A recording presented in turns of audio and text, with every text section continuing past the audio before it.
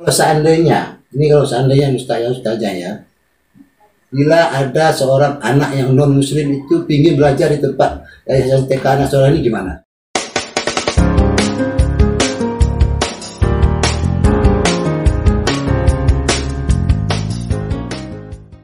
Bismillahirrahmanirrahim. Assalamualaikum warahmatullahi wabarakatuh. Waalaikumsalam. Kembali bersama saya Ridwan Saskedang di Aceh Tenggara Channel yang selalu menyajikan tentang sosial budaya dan wisata di Kabupaten Aceh Tenggara. Sobat Aceh Tenggara Channel, kali ini saya ingin berdiskusi seorang praktisi pendidikan muda dan juga didampingi oleh istrinya, Ustadz Henry Esosi. Ya, assalamualaikum Ustadz. Waalaikumsalam warahmatullahi wabarakatuh. Kemudian istri beliau yang juga langsung menjadi pengajar ya, dan sekaligus quality control Ustazah. Ustazah Fitriani atau Umi Wapa. Assalamualaikum Ustazah. Biasa dipanggil Umi Wapa karena anak daripada Ustaz Henry dan Umi Fitriani ini bernama Wafa. Maka dipanggil Umi Wapa. Tapi untuk Ustaz Henry saya panggil cukup Ustaz Henry aja. Cocok. Ustaz Wafa. Ustaz Wafa.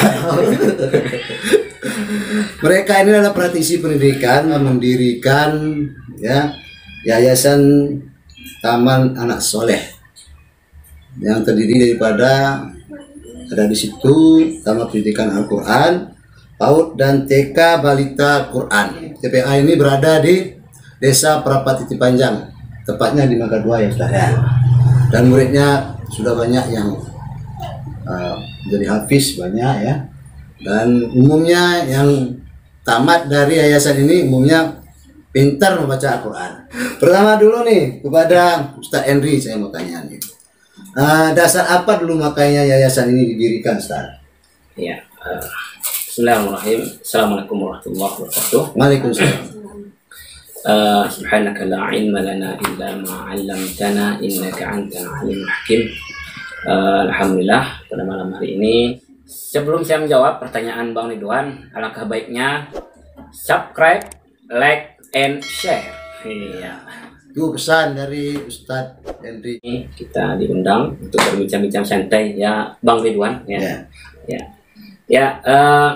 Adapun sejarahnya secara singkat, yang pertama saya berterima kasih banyak kepada warga masyarakat Mangga 2 atau Prapatiti Panjang, wabil khusus pengurus masjid BKM Masjid Al-Muttaqin. Masya Allah. Kenapa demikian? Apa itu ada apa itu antara masjid dengan yayasan? Jangan-jangan ada main Ustaz.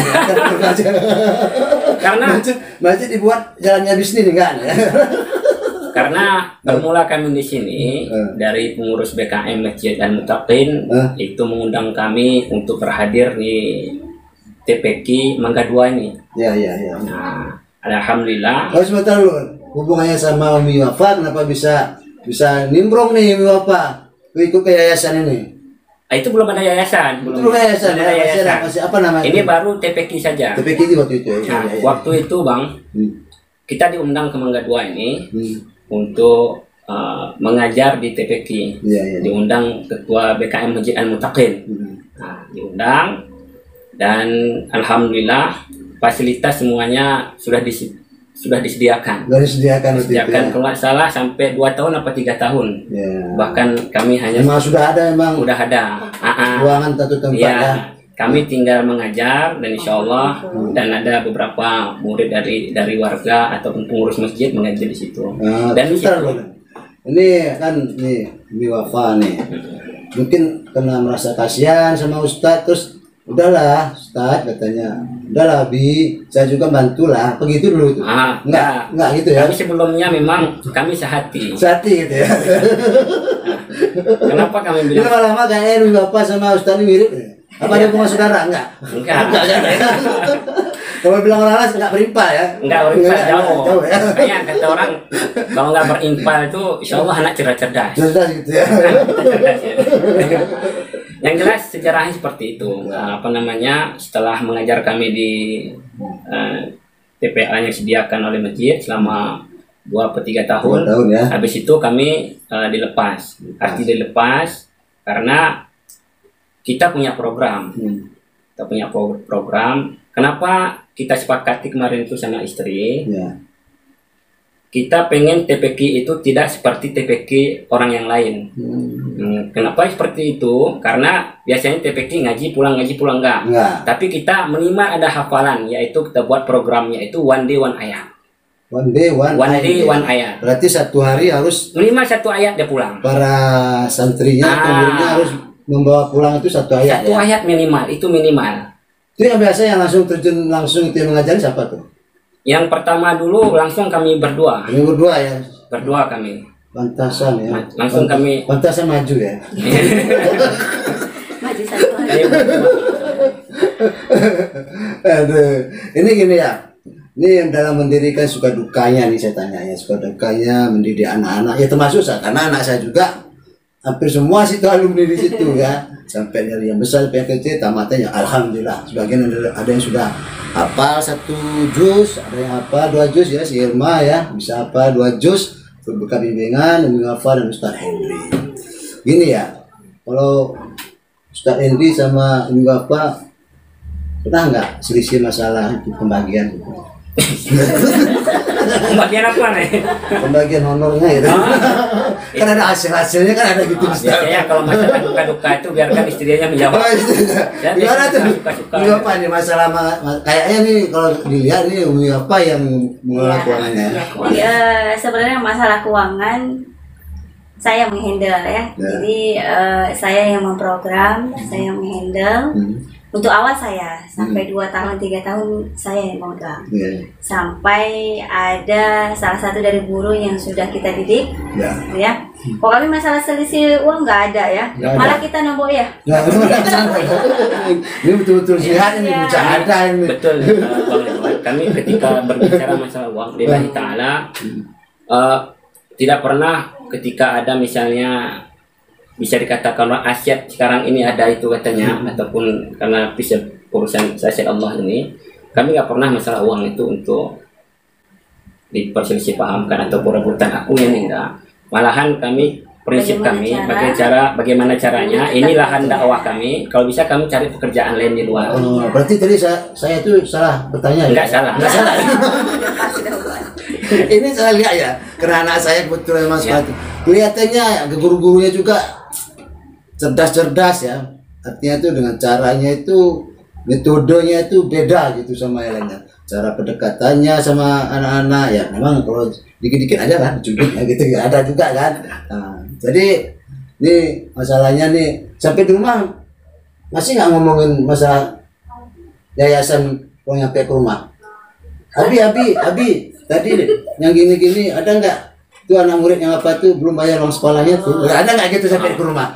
Nyampe nggak ke rumah nih ceritanya nih? Kalau untuk SPP kami nggak, maksudnya bukan SPP saya tanya Ustaz, ceritanya itu yang di sampai ya pasti kami pasti. Ustaz jangan terlalu gugup kalau ditanya. Serius ini soalnya Ustaz tadi kok sepertinya agak gugup kalau ditanya masalah keuangan gitu. Ada yang curigai kalau begini. Kepuasan kita itu menjadikan anak-anak saudara kita bisa menjadi hafiz ya. Ini nggak, saya bukan muji nih karena langsung ini memang kenyataannya, karena anak saya juga selama ngaji di Yayasan Anak Soleh ini bisa apa 2 juz, dan malah dulunya itu dari sekolah itu malah dapat bantuan dari Baitul Mal itu anak saya. Bertengkar bisa pernah nggak? Sering ya? Bukan masalah yayasan ini maksudnya, bukan masalah dapur. Kalau alhamdulillah kalau cerita bertengkar masalah yayasan nggak ada, cuman berselisih sedikit ada lah. Nah, karena biasa siapa yang ngalah? Nggak tahu juga siapa yang ngalah. Karena kita melihat kalau sosok istri juga bisa dikatakan dia adalah sosok seorang visioner juga, ya? Memiliki ide-ide. Ini karena di depan ibu-ibu apa? Ini berapa kali juga saya mengatakan ini sama kawan-kawan juga, karena sosok istri saya itu adalah visioner. Sebenarnya kalau tanya program, dia banyak program. Malahan saya kadang-kadang lebih miskin program daripada bandingkan dia. Tapi kadang-kadang di sinilah kami melengkapi itu. Saya tanya sama Umi, betul nggak Umi? Ustaz Andi saya kayak gitu, betul nggak? menyatu lah. Kalau saya yang konsep, dia yang di lapangan. Gitu. Tapi bukan lapangan bola ya. Ya. Yang jelas kami tatkala misalnya ada masukan tetap diterima. Misalnya kadang-kadang ini perlu dikerjakan seperti ini. Oke, kedepannya ini yayasan ini mau digimanakan ini Ustaz? Apakah biasanya kalau sudah mulai, saya melihat karena gedungnya pun ya ruangannya sudah memadai untuk mendirikan sekolah setingkat sekolah dasar, sudah memadai kalau saya lihat ya. Nah, ini kedepannya mau digimanakan ini yayasan teman? Apa mau dibuat ke sekolah SD-nya atau SMP nanti atau sampai ya bagaimana nih? Jawabnya jangan pakai nafsu Ustaz. Ya, apa saya menjawab? Ustaz aja. Yang pertama, emang sebelum saya menjawab itu Bang Ridwan, saya sejarah singkat dulu. Kenapa lahirnya Yayasan Taman Anak Soleh ini? Karena sebenarnya kalau masih tingkat TPQ kita tidak akan urus yayasan. Ya. Karena selain kita hanya mikirkan TPQ saja, pas-pasan kalau melihat dunianya. Ya. Karena waktu itu udah 4 tahun berjalan TPQ, ini istri punya ide untuk mendirikan TK. Ya. Sebenarnya awalnya jujur saya tidak setuju, karena yang pertama, makanya kalau saya itu tipikal orangnya, ada dulu uang saya pegang baru berani saya bergerak. Beda sama Umi ya? Beda sama dia. Yang penting itu, usaha dulu, ikhtiar dulu, bismillah dulu, baru nanti ada. Dan akhirnya memang ada. Akhirnya ada, emang. Berarti amalan Umi lebih tinggi. Bisa jadi. Sama itu tidak pernah minta. Jangan minta ya. Selama 1 sampai 3 tahun itu nggak pernah minta. Karena kenapa nggak pernah minta? Karena kami sebagai pengajarnya berdua. Ya. Kalau sekarang ini kenapa kami minta? Karena karyawan guru-guru kami itu banyak 10 orang. Nggak mampu kami seandainya tidak ada iuran dari. Nggak tega lah ya, nggak tega. Dan jadi diharapkan sekali pengertian orang tuanya agar rutin membayar uang apa namanya, uang sekolah lah kita katakan ya, uang pendidikannya setiap bulan ya, sangat diharapkannya kepada kepada yang anaknya yang belajar di yayasan TK Anak Soleh ini ya, diimbau supaya membayar setiap bulan. Tapi alhamdulillah semenjak ada kita atur sekarang masalah keuangan, kan langsung kita tunjuk salah satu pengajar di situ. Dan itu alhamdulillah untuk sekarang ini manajemennya sudah hampir sangat bagus lah. Sangat bagus. Yang jelas ini yayasan ini didirikan atas dasar keikhlasan, atas dasar syiar, atas dasar dakwah, atas dasar panggilan untuk mendidik generasi-generasi muda Islam. Kan begitu ya. Dengan langsung dengan manusia itu banyak kendala. Karena kita beda dengan kalau seandainya itu benda. Kalau benda itu pikiran kita yang menggerakkan benda itu. Tapi kalau langsung dengan orang itu ya kita harus saling interaksi kan. Begitu ya Ustaz ya. Betul sekali. Jadi ini kira-kira tuh Umi lah, apa nih pesannya nih? Kira-kira apa nih harapannya untuk yayasan ini? Untuk saat ini kami berharap kepada masyarakat tentunya. Nggak ke pemerintah ya Umi ya? Ya, insya Allah pemerintah akan lihat sendiri nanti bagaimana kapasitas sekolah itu. Biarkan mereka yang memilih ya. Jadi kalau kami berharap lebih lagi kerjasama saja ya. Jadi pada dasarnya selama 5 tahun ya, ini perjalanan 5 tahun kita konsep sekolah maupun TPQ itu atas dasar kerjasama. Walaupun saat ini masih 80% ya. Dari awal yang cuman kerjasama 20%, 30% orang tua, sampai saat ini alhamdulillah sudah 80% orang tua sudah mulai bekerja sama dengan baik. Sangat respon ya? Iya, sangat respon alhamdulillah. Tapi perlu waktu memang. Perlu waktu. Jadi program kami ke depan itu memang tantangannya sangat berat. Berat sekali. Beratnya itu di bidang apa ya nih? Apa banyak saingan apa gimana? Oh tidak, bukan, kami ya? tidak saingannya, tidak. Kami tidak, semua pendidikan di Kota Cianjur ini baik, tentunya punya visi dan misi masing-masing untuk kebaikan anak bangsa gitu ya.